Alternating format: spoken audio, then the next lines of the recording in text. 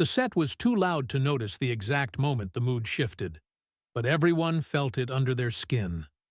A young, sharp-tongued Jackie Chan cracked a joke about Bruce Lee's style, the kind of comment meant to be pushed through with laughter and forgotten. Bruce didn't raise his voice, didn't correct him, didn't even change his expression. He made one small, deliberate move instead.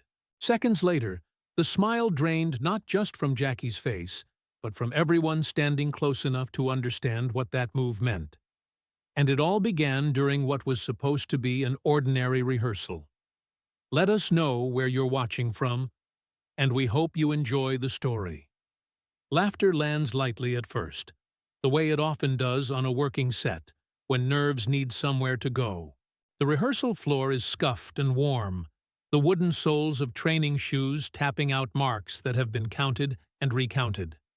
Early 70s Hong Kong, young stunt performers and actors moving side by side, the choreography mapped, the tempo still unsettled.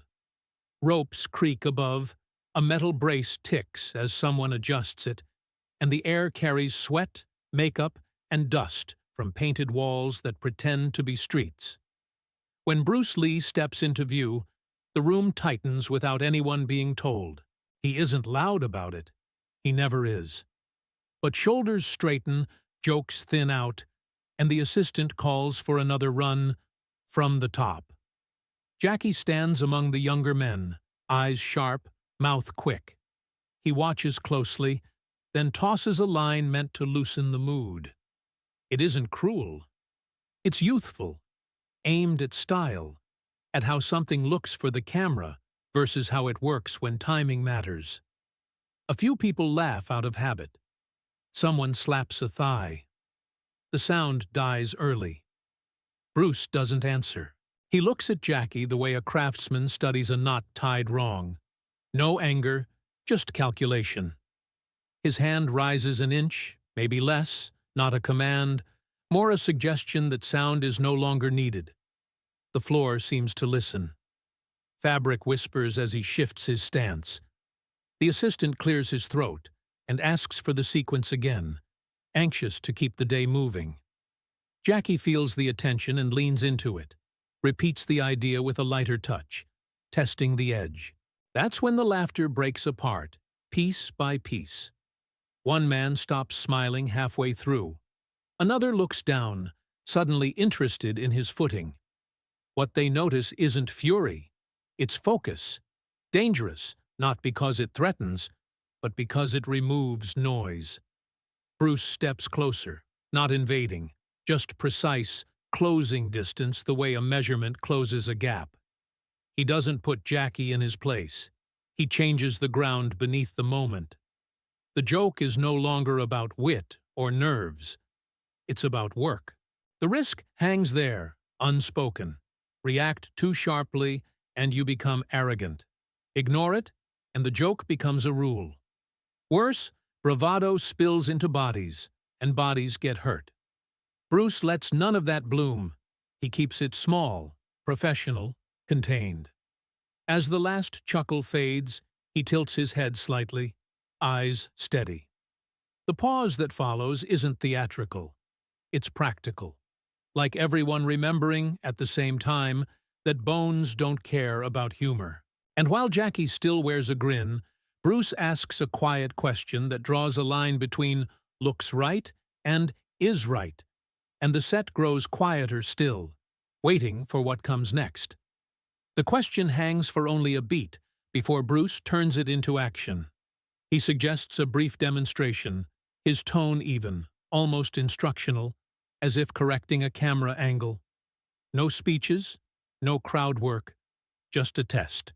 He sets simple boundaries, no force, no injuries, only distance and timing, and says them softly enough that people lean in to hear. The restraint in his voice carries more weight than a warning. Jackie agrees too fast. It's reflex, the kind that keeps a young man from appearing unsure in front of peers. A few bodies shift back half a step without thinking, like the room has lost a degree of oxygen. Someone stops twirling a piece of metal prop. The faint clink dies. Bruce places Jackie where the line of movement is clear to everyone watching. He adjusts Jackie's stance with 2 fingers, gentle but exact. It feels less like guidance and more like a lock clicking shut. "Attack as you meant it," Bruce says, not loud, not challenging. The words arrive with space between them. Jackie moves, quick, clean, confident, a strike built to look decisive. There's a flash of youth in it, a promise of speed. Bruce doesn't retreat so much as thin out, slipping half a step off the line. He reappears where the attack no longer lives, his position answering the motion before it finishes asking. There's barely contact, just a light touch on fabric, a redirected sleeve, the smallest correction. Someone in the group releases a short breath, surprised by how little happened and how final it feels. Bruce hasn't shown strength. He's shown absence, where power expected resistance and found nothing. The rhythm Jackie brought collapses without being struck. It's unsettling. Jackie understands, suddenly, that this isn't about how fast he can move, but why he moved at all. The joke has become a promise he's now required to keep. Bruce stays human in it. He doesn't press. He watches Jackie's breathing shift from a grin in the chest to a sharp intake before motion. His authority rests on control. If this goes wrong, it becomes cruelty, and Bruce knows it. He holds the line carefully. After the first exchange, the room settles into a dense quiet. Even the fan seems louder. Jackie could turn it into laughter, wave it off, step away intact. Instead, talent and pride make the same request they always do. "One more," he says. Bruce nods, not approval, not warning, a decision. And in that nod, the stakes rise, because now the lesson will have to cut deeper to be heard. "One more" lands heavier than it sounds, and Bruce accepts it without ceremony. He shifts a single detail, hard to notice unless you're trained to look for it. The distance is shorter now, the angle unfamiliar. It removes the comfort of repetition, the safety of a known path. Jackie doesn't catch it at first, or he does, and decides speed will solve it. He steps in with the same intention as before, only sharper, faster, driven by the need to reclaim ground that never truly belonged to him. Bruce's eyes aren't on Jackie's hands. They're settled at the center of his body, where motion begins before muscles announce it. He reads the start before it becomes a strike. Jackie commits, not to impress this time, but to recover standing. Status, balance, the feeling of control in front of watching faces. The interception is almost invisible. A slight turn, a redirection that steals the attack at birth. Jackie's balance slips, not enough to fall, just enough to expose the truth of the moment. Instinct kicks in, he adjusts to save himself, and that adjustment opens him further, like a door swung wide in panic. Bruce stops there. The control is close enough to frighten the witnesses. Everyone understands at once that if Bruce chose to finish it, there would be no scramble, no debate about what happened. It would simply be done. A voice from the edge cuts in, careful, not as a command, but as a plea, because the air has shifted from instructional to charged. The danger now isn't force, it's pride. Jackie has added speed, and speed erases margins. A misstep here could draw blood, break something that doesn't heal quickly. Bruce feels that risk and contains it, demonstrating superiority while refusing to humiliate. He releases the moment cleanly, leaving Jackie upright, breathing hard, eyes no longer playful. Shoes slide softly on the floor, a sound like a match that fails to light. Bruce's breath remains steady. Jackie's fractures on the inhale. The background noise thins until even whispers disappear. Someone attempts a joke and abandons it mid-syllable. When Bruce steps back, there's a single, shared sensation in the room, a collective heartbeat hitting once, hard. The pause that follows isn't applause or relief. It's recognition. Jackie no longer smiles, but he holds himself together because everyone is watching. And now the question sharpens. Does Bruce allow retreat, or does he offer one last precise test? One that leaves no space for bravado to hide. The moment stretches, and Bruce does not release it with a glance or a gesture. His attention stays fixed, patient, unwavering. He doesn't need to assert anything now. Jackie tries to keep his footing inside himself, says it was good, that it made sense. The words crack as they leave him, betraying the effort it takes to keep his posture intact. A camera operator shifts and murmurs that this is drifting away from rehearsal, but the comment floats unanswered, as if it never quite reached the center of the room. Bruce offers another chance, but the tone is different. It isn't a challenge. It's a question shaped like an invitation. Show me you heard. No edge, no heat, just expectation. Jackie nods. The grin is gone. What's left is resolve mixed with something closer to caution. Bruce changes the problem again. He steps closer than before, narrowing the space until it feels personal. The task is simple on paper. Pass through without contact. No strikes, no theatrics, just awareness. Jackie moves, not attacking this time, trying instead to slip past, to reclaim dignity through cleverness. Bruce is already where the path closes, not blocking, occupying. Jackie shifts, attempts another line, and finds the same result. People step back without realizing they've done it, not out of fear, but out of respect for what's unfolding. This isn't aggression, it's containment. Jackie stops, not from exhaustion, but from a sudden, unsettling clarity. He is moving, yet nothing he chooses belongs to him anymore. His breathing stutters, uneven, as if his body is waiting for instructions that won't come. Bruce hasn't touched him. Still, the space feels walled. Bruce speaks once, quietly. You didn't hear what I said. There's no scolding in it, no lessons spelled out. The weight comes from what's been allowed to happen. Jackie tries to answer and finds his voice caught behind his pride. Someone swallows hard nearby. The fan hum seems to recede. A stuntman whispers to another that this isn't a fight at all. It's something else entirely. Jackie stands empty of tricks, empty of noise. And in that emptiness, Bruce prepares to do the one thing that will force everyone, including Jackie, to look away from technique and toward the reason it failed. Bruce breaks the silence with a sentence that doesn't rise or fall. It simply lands.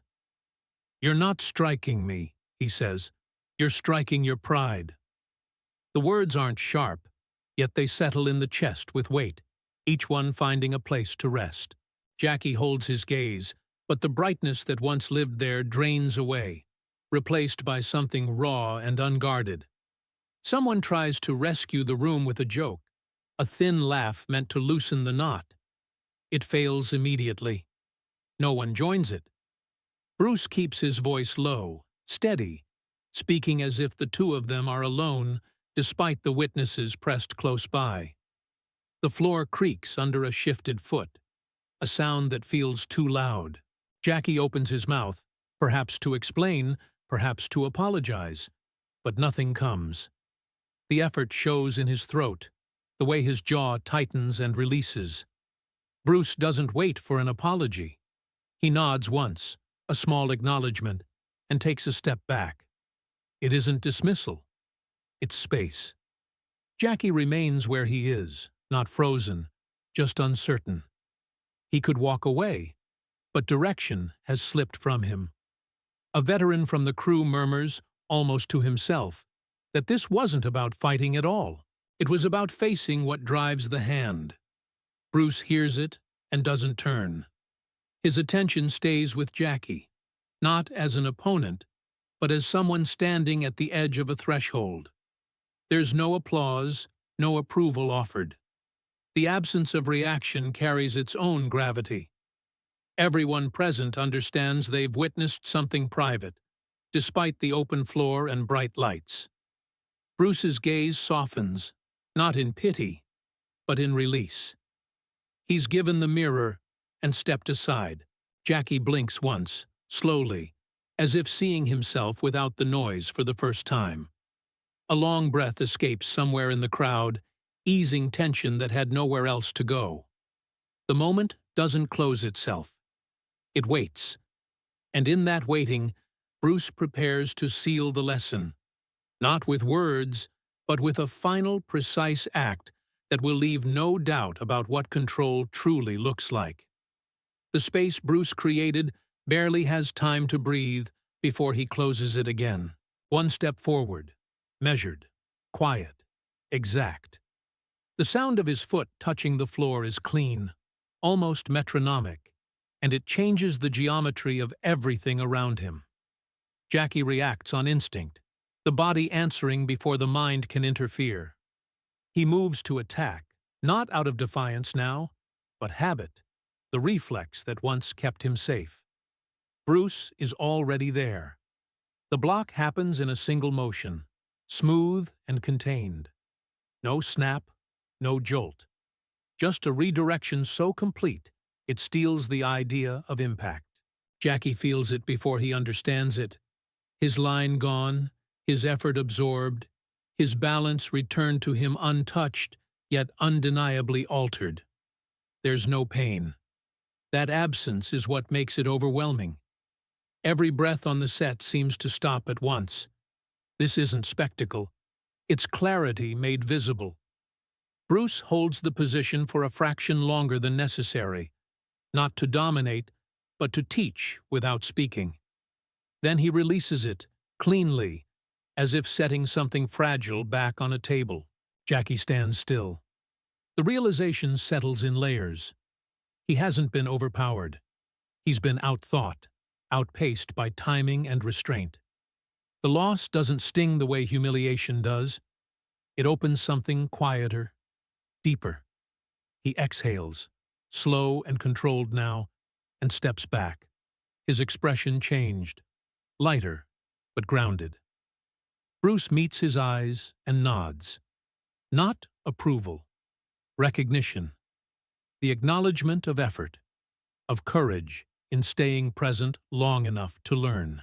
The tension drains from the room without ceremony, leaving behind a dense respect that doesn't ask to be announced.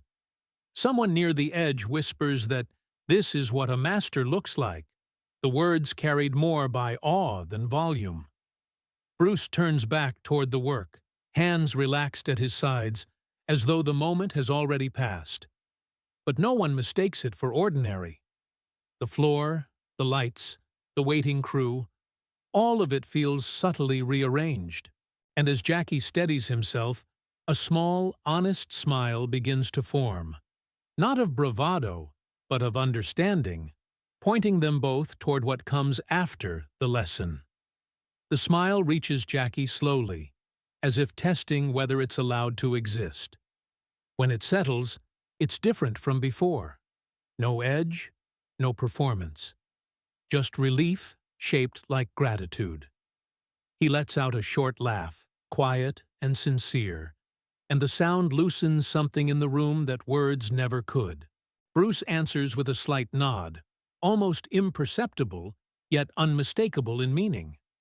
It isn't praise, it's acceptance. Around them, people sense they've witnessed more than a correction of technique. It feels closer to a rite, the kind that doesn't announce itself. Jackie lowers his eyes for a moment, then looks back up and says, "Thank you." The phrase is soft, unadorned, carrying the weight of a beginning rather than an end. Bruce doesn't respond aloud. He doesn't need to. His expression holds calm recognition, the kind that tells someone they're still welcome on the path. The set remains quiet, not frozen, but respectful. Footsteps pause. A conversation meant to redirect attention starts and stops. No one rushes to fill the space. Jackie's posture has changed, less guarded, more open. He stands as someone who has shed a layer and feels lighter for it, even if the skin beneath is still tender. Bruce turns back toward the work, with the same economy he brought to the moment. Cloth shifts against his movement, a familiar sound now returned to its ordinary place. The crew resumes in fragments, a low voice discussing marks, the soft slide of equipment being moved. Time re-enters the room, but it carries a new rhythm. Jackie watches Bruce go, not with awe, but with understanding. There's no distance left between admiration and discipline. What remains is connection, quiet, durable. As footsteps fade across the floor, the lingering sense isn't of victory or defeat. It's of alignment. Nothing dramatic closes the scene. No declaration seals it. Just the knowledge, shared without being spoken, that something essential has been passed on. In that knowledge, respect settles in and stays.